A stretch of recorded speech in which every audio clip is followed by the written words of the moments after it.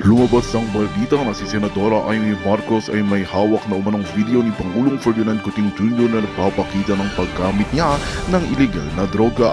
Ayon sa mga mapagkakatiwalaang ulat, ang nasabing video ay maaaring magdulot ng malaking epekto sa kasalukuyang administrasyon. Sa kabila ng akusasyon, nananatiling tikong ang bibig ng Malacanang at wala pang opisyal na pahayag mula sa kampo ng Pangulo. Ayon sa mga insider, binigyan na umano ng taning si Senadora Marcos upang ilabas ang video sa publiko. Ang deadline na ito ay nagpapataas ng tensyon sa politika, lalo na't marami ang naghihintay sa maaaring hakbang ni Senadora. Ang posibleng paglabas ng video ay giyak na magkakaroon ng malaking epekto hindi lamang sa reputasyon ni Pangulong Marcos kundi pati na rin sa buong administrasyon. Sa gitna ng lahat ng ito, patuloy na inaabangan ng sambayanang Pilipino ang mga susunod na kaganapan. Ano man ang maging desisyon ni Senadora Amy Marcos, tiyak na magdudulot ito ng malaking pagbabago sa political landscape ng bansa. Manatiling nakatutok dito sa aming programa para sa mga susunod pang ulat at mga balita. At yan nga ang balitang ating pagkakatutukan. Ngunit bagong lahat, siguraduhin mag-subscribe at ihit ang notification bell para sa patuloy na pagtutok sa mga sulyap ng bagong balita sa tunay na boses ng masa.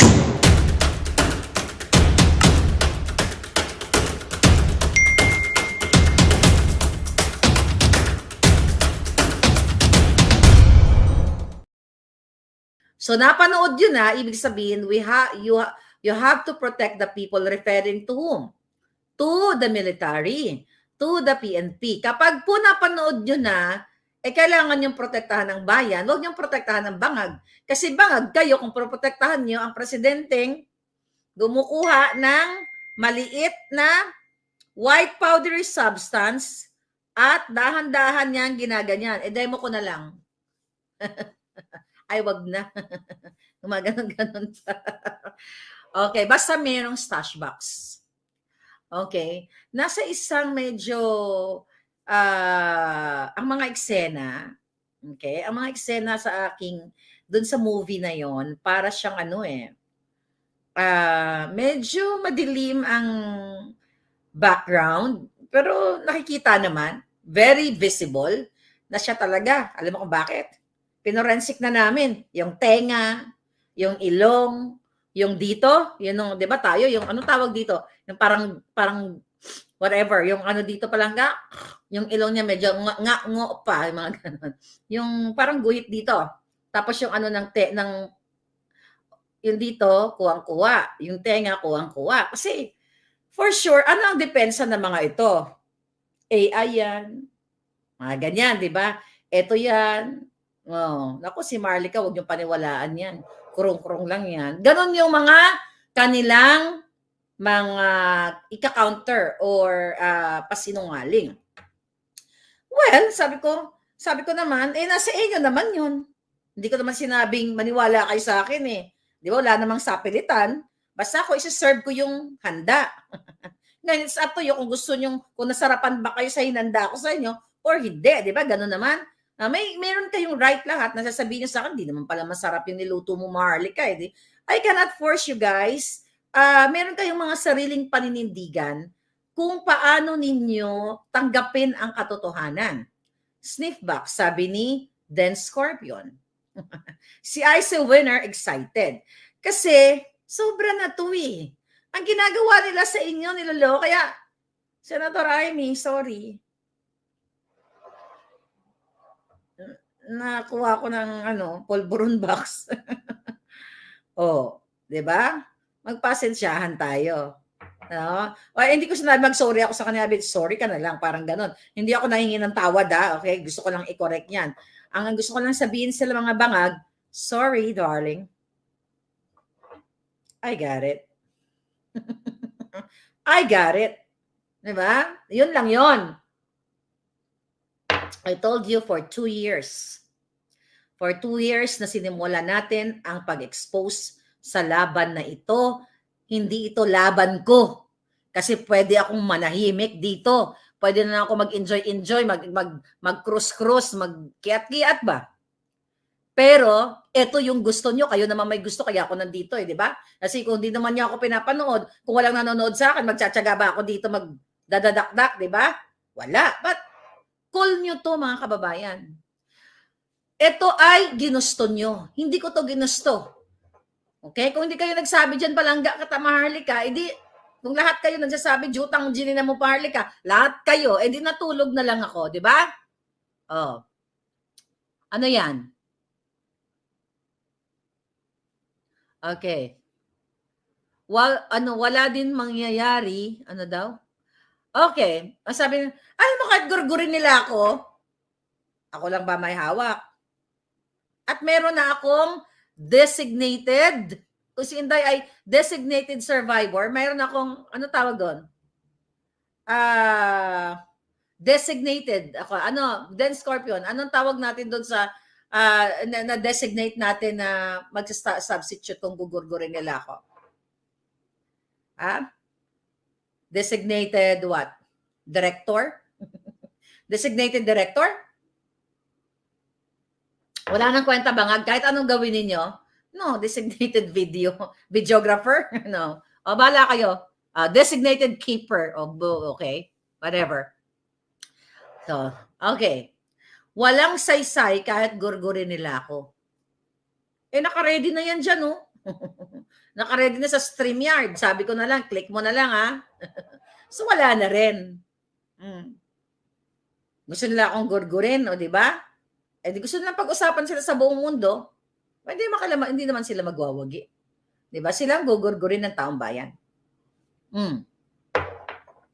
Pero, mga designated safety unit, designated fighter, I think I like that. O designated mother dragon, whoever. Pero hindi siya mother, eh. Alright. Appointed or successor to Gorgor da Bangag. To Gorgor Bangag, yeah, successor, pwede rin. Duplicate million times on video pangga. Oh yeah, we're good. We're okay. Don't worry about it. Yung mga nang lalait dyan sa akin, Merlika, wala naman video, luka-luka ka lang. Yeah, I am luka-luka. Yeah, I am luka-luka. So now what? Ba't nandito ka? Gusto mo rin makapanood ng video, no? Designated whistleblower. I think lahat naman ng idea nyo is maganda. Okay. Who said that? Designated Polboronic. Okay. All right. Designated Silan. Okay. Nasa Liwasang Bonifacio. Yes, nasa Liwasang Bonifacio. Hindi. Kaya nga tinatanong ko kayo, mga kababayan. For 2 years, ang ngangabels ko dito, bangag-bangag, lisatanas, smuggling, kidnapping, lahat, Polboronic. So, kulang pa ba for 2 years ang ginangal-ngal ko sa inyo kung gaano ka-jijimon etong gobyernong ito? Sabi ni Frozen Food Japan, give a copy to, alam na ng UN yan. Alam na yan. Kaya nga natataranta sila eh. Kaya nga natataranta mga hitad na to, hindi nila alam kung ano gagawin kung gugurgurin ba si Marlica, si PRRD bang gugurgurin nila. Litong-lito na sila kasi kung sino ang may hawak. Malay mo, nag-chichika bum-bum lang ako. Kasi sabi ng iba, naku, huwag kayo maniwala kay Maharlika. O bakit nyo ako habulin? Ini-etchos ko lang kayo. O yun pala na kay PRRD. O pala na kay, yun pala na kay, yun pala na kay Amy. Pero mas mabilis kasi yung palos eh. Kaysa kay Senator Amy. Senator Amy, you have to speak up. Okay? I know you want to save your ass. Okay? You have to be ready. Diba? We are giving you what? July? To tell the truth. Pag ito lumabas, you have to tell the truth. Pero wala na rin naman ano yun. Wala na rin namang what do you call it? Wait. Yung pagsasalta mo, Senator Amy. Kaya if I were you, bago natin i-play ang button, magsalita ka na. If you want to save your ass. Walang takutan. Katotohanan lamang. Doon sa mga kamag-anak ni Bangag na sukang-suka din, mag-ready po kayo ha. Sa mga kamag-anak ni Bangag na binababoy ni Lisa Tanas, alam ko may mga kamag-anak sa father side na binababoy ng Romualdez at Marcos, si Bangag, Araneta at si Tambaluslos. Kasi nga, sobra-sobra na yung ginagawa sa taong bayan. Yung mga pangako, imagine ninyo na pag-alaman natin na maraming mga binibigyan itong si Lisa Tanas na mga diplomatic passport o visa na gusto niyang bigyan nang hindi ina-announce sa taong bayan, basta bigyan lang ng diplomatic passport para maka-access sa pagnanakaw ng mga jutang Gina na hindi dumadaan sa mga appointments. Okay? Katulad ni Michael Mana, ginawa nilang special envoy to China na hindi po nila pinablish, hindi rin nila sinabi sa inyo, wala ring dokumento na nakapagpatunay na siya ay in-appoint as special envoy to China, but nagpa-function siya as special envoy to China. So, ganun kabangag yung gobyerno ninyo. Kaya nga, sabi ko nga sa inyo mga kababayan, kawawa kayo. Ngayon, the reason why umiikot si Bangag ngayon, si Tambaloslos, ang mga bigas ay pinaglalagyan ng mga pangalan ni Tambaloslos, di ba? Kasi, I know na mayroong talagang pulburon video. Kaya doon sa mga nag-guardia civil kay Inday Sara, you have to protect the designated survivor. Keep her alive. Kasi target yan ng mga bangag. Kasi sino pa ba? Sino pa ba ang susunod? Hindi naman si Tambaloslos. Kaya ingatan nyo yan si Prinsesa, si Inday Sara. Right? Kasi eto, ang gagawin nila, magkakaroon ng, nag-aabang sila dito sa ating vlog, mga palangga. At saka by the way, minaalala ko, ikaw, Presidential Communications, Garapal o Garafil, napag-alaman ko na nagchichika ka, okay, mayroon isang personalidad na nagsabi sa'yo last year, nung 2022, ito mga kababayan ito kung gaano magkalat ng kasinungalingan ang gobyernong ito just to discredit me. Napag-alaman ko, mga palangga, okay, na itong Presidential Communications, noong 2022, may nagsabi sa Presidential Communications kay Garafil na, uy, ano ba nangyayari dyan kay Maharlika? Ang sabi daw, ano nangyayari kay Maharlika? Di ba solid yung supporter yan? Okay? Bakit hindi nyo kayang ayusin yan? Parang ganun, parang patahimikin or, i-negotiate, whatever. Ang sabi mo, according to my source, Cheloy, ito mga kababayan, sabi ng Presidential Communications, sabi niya, malaki ang hinihingi ni Maharlika Oh, really? Magpakita nga, tanginan nyo, malaki hiningi ko? Asan ang hiningi ko, Garapil? Kung totoo ang sinasabi ninyo, sa pagiging tuso ninyo, mga ahas kayo, na-record yun na ako, or text message, na saang anggulo ako humingi ng napakalaki. Tangina nung campaign nga ni Cinco, hindi ako humingi sa inyo. Diba? Mga kababayan, napakasinungaling ito mga to, kaya dapat talaga ilabas na yung video na yun Ngayon na ba? No. Sa tamang panahon. Alam mo, nagchuchu yung mga ulul na yan. Para what? Para kayo ay wag magpaniwala sa akin. Ngayon, hindi ko naman kayo pinipilit na maniwala kayo, but we are 6,000 live viewers right now. Thank you. Okay? Across, okay? Sa kabila, ilan ang nanonood dito? 6. Like almost 6,600. Okay. So mga kababayan, yun ang sinabi, malaki daw ang hiningi ko. Wow! Malaki ang hiningi ko. Asan ang hiningi ko, ha? Kung may hiningi ako, dapat ginamit nyo na sa akin yun. Dapat may ebidensya kayo, text messages, or audio, or video na nangingi ako sa inyo. Pero wala kayong maipakita. Sa halip ay mga fabricated story. Hindi nyo kasi kaya ang bibig ng katotohanan. Yan lang ang kaya nyong gawin, magsinungaling ka. Ha, Cheloy, napakasinungaling mo. Yan ba ang kumpas sa'yo ni Lisa? Hiningi? Tangina, hindi ako nanghihingi katulad ng mga bagman what? Okay? Mga palangga, hindi katulad ng mga bagman nyo, mga dugyot ninyo na mga bugyot ninyong bayaran. At hindi ako nanghingi sa inyo, personal ko. Dahil nung naupo si Bangag, the reason why na nag-speak out ako, dahil nanghingi ako para sa mga taong bayan, sa mga OFW na ni isa sa inyo hindi sumagot. Lalo na yung DSWD. O lalo na yung Lisa As na yan. Na pino-forward ko po, mga OFW, makinig kayo. Na what? Na, na yung mga problema ninyo, inilalapit namin sa inyo. Yung matanda na nadulas doon, inilapit ko yun. Ni isa walang nagtulong sa inyo. Gusto nyo ng, di ba nakwento ko na sa inyo, nung nangangampanya pala yung hayop na bangag na yan, ano ang sabi ko sa'yo, Lisa? Ikaw, Cheloy, makinig ka kasi wala kang alam. Ang alam nyo lang, magpaka-baboy dyan sa Malacanang. Magpakasarap sa pera ng bayan. Yan ang ginagawa ninyo. Pakasarap sa budget ng bayan. Now, okay. 2021, PWD, makinig kayo mga palangga. Okay? I think sa Laguna yon or something, no? Laguna, somewhere. Okay.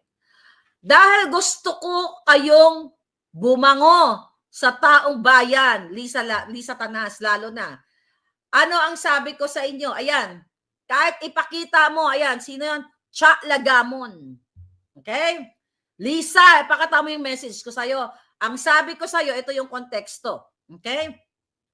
Ang sabi ko sa'yo, natulungan natin yung PWD. I think makakatulong ito sa pag-boost ng campaign ni Marcos Jr. Hindi pa nagde-declare si Bangag noon. That was sometime in July. Pahirapan pa nga, di ba? Okay, ito mga kababayan, you have to know. So nag-message ako sa kay Ahas na tulungan natin yung mga PWD. So ang hinihingi ko actually bigas, hindi pera, in kind, para i-distribute kasi pandemic ito, panahon ng pandemic. Naalala ninyo na nag-distribute tayo ng mga bigas, galing din sa inyo ang iba noon, eh, di ba? Ngayon, nagkakuha ako ng idea dahil magkakampanya na si Bangag, dahil syempre, kultong-kulto ako noon eh. Bangag-bangag talaga ang Bangag Kuting, di ba? Hindi ako makatulog kay Bangag, di ba? May mga ganun tayong kakrung-krungan nung panahon na yun, nung budol na budol pa ako. So, may message kita, Lisa, na sabi ko, tulungan natin ang PWD at i-promote natin si Bangag Jr. na maganda pala si Bangag dahil tinutulungan niya yung mga PWD. Ano ang sabi ko? Alam mo ba, nag-expect ako, ala ko to nilada yung ibigay. I'm serious. Akala ko, na problema pa nga ako doon sa kakilala ko na sabi ko, baka naman pwede ka namang mamigay sa ating mga PWD. Kasi si BBM magbibigay ng mga bigas. So masyado akong advanced thinker. Naghanap ako ng bodega. Nakala ko nito nilada yung bigas. Kasi bakit ako nagkaroon ng idea na manghingi ng bigas dito kay Bangag para sa inyo mga kababayan. Kasi nung 2018, nung umuwi ako ng Pilipinas, inimbita ako ng mga hinayupak na yan sa opisina nila. Nagbigay pa ako ng Ferrero na chocolate doon. Diba? Bigla ko naalala. At nilantak ninyo. Anong binigay nyo sa akin? Yung uling na deodorizer. At saka charger. Ay, bigla ko na magsumbatan tayo mga inayupak kayo. Diba? Nagbigay ko ng Ferrero. Tapos itong Howie girl niya na pangalan nito, si Honey Rose, lumantak agad ng Ferrero. Diba? Imported. Ito yung mga naalala ko ang chikabong. Pinakilala po nila ako kay Paul Ledesma. Nandyan, appointee na rin ni Bangag. Okay, nakamag-anak ni Lisa. Pinakanala nila ako, hindi ko naman kilala yung Paul Ledesma na yun, na dati taga-Pidea, na may mga kaso din yan, nagtaguyan sa Amerika. Yan. Pinakalala mo ako, Lisa, dyan sa pinsan mo. At ang nadodoon din si Lagdameo. Alam nyo yan sa mga nakakapalo sa akin, may picture ako niyan sa kanila. Andyan yan sa Maharlika page. Tinake down na pala nila yung page ko. Kasi mga bitter. Mga loser. So anyway, ito yun ang kwento mga kababayan. This is Paul Ledesma, my cousin, na mayroong mga rice. Ang business is rice. Yung pala, may mga record ng smuggling. Diyan, mayroon dyan sa internet, hanapin nyo, Paul Ledesma, smuggling, Pidea, Isa yan sa pinangalanan, I believe, pinangalanan ni Pangulong Duterte sa narco list. Hanapin nyo. So, hanapin nyo dyan. Pinakilala ako dyan ni Lisa. So, That was 2018. At tignan nyo, you connect the dots. Kung sino nagsasabi ng katotohanan dito. So, tinandaan ko yun. Kaya sabi ko nga sa kanya lang noon, nung nandoon ako 2018, oy sir, ganun-ganun pa ako. Ay, Ilonggo, nag-Ilonggo pa nga ako. Dahil Ilonggo yan eh. Siling ko, pag may mga let's say, kailangan ko ng tulong ninyo, pag may mga like disaster or whatever, na mga kababayan natin, na mahingi ng tulong, baka naman, sabi ko, baka naman pwedeng makahingi ng bigas. Ako sinasabi ko sa inyo, talagang sinabi ko yun during the meeting. Oo naman, ganun. So, hindi ako nanghingi ng bigas for myself, okay? So, fast forward, okay, 2018 nangyari yon, Chelo, ikaw, Lisa. May CCTV kayo dyan sa opisina ninyo. For sure, naka-record kayo. Ay, naka-record ako dyan. Ano, katin nyo ako sino nagsasabi sa'yo ng totoo, which is ako. Okay? 2021, so may message ko, balik tayo sa Chika Boom Boom. Dahil nga, pandemic yon, lumapit ako at yung target ko doon na tulungan is PWD. Nakita nyo po yan sa Maharlika, Maharlika, yan sa YouTube channel natin. Andiyan pa yung mga, yung mga charity natin. So, message ko siya na nag-expect ako, kala ko toneladang ibigay sa akin, parang 2 tons ba ng pulburon na mga nahuli nila. Okay, nag-expect ako, sabi ko, my God, marami ako matutulungan na mga talagang kailangan, okay, na kailangan talagang mga palangga natin. Aba, sabi kong, sa ano yata yun eh. Sorry, binura na yata siguro siya. Basta anyway, pamatagal tayo.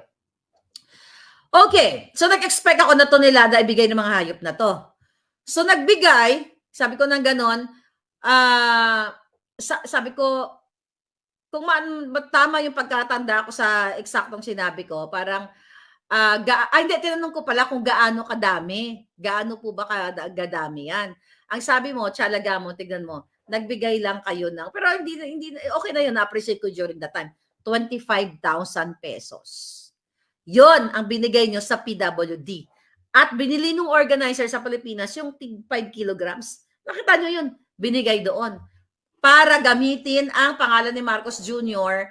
para bumango siya. That was my idea. Kasi all I thought, your intention was pure sa taong bayan. At nakinabang naman yung mga kawawa nating PWD. Okay? Kahit kontakin niyo pa yung barangay doon na pinuntahan namin.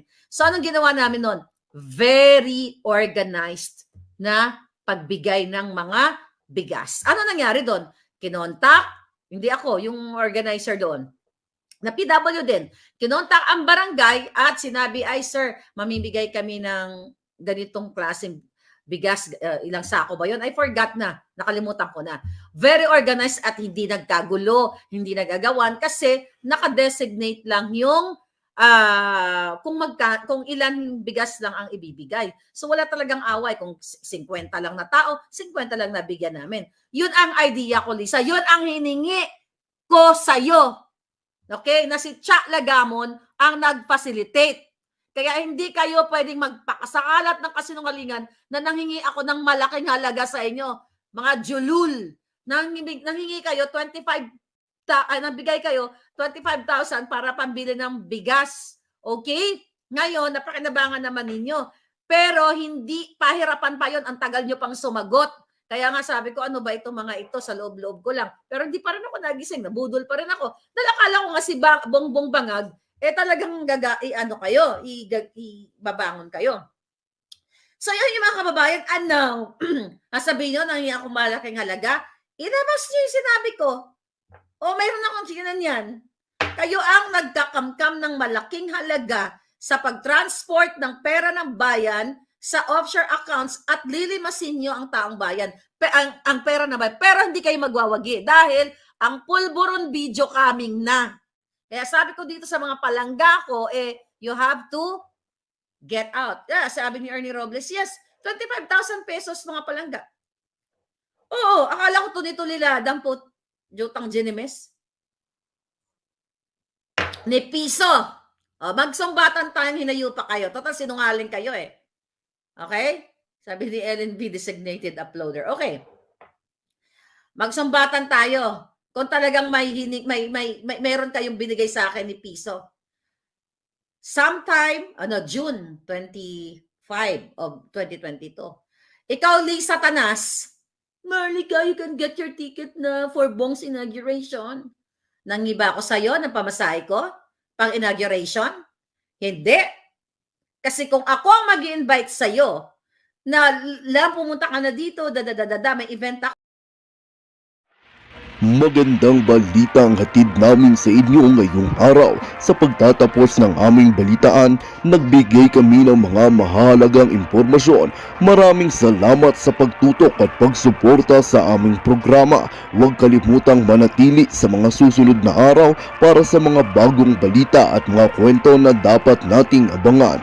Mula sa Boses ng Masa, magandang araw Pilipinas!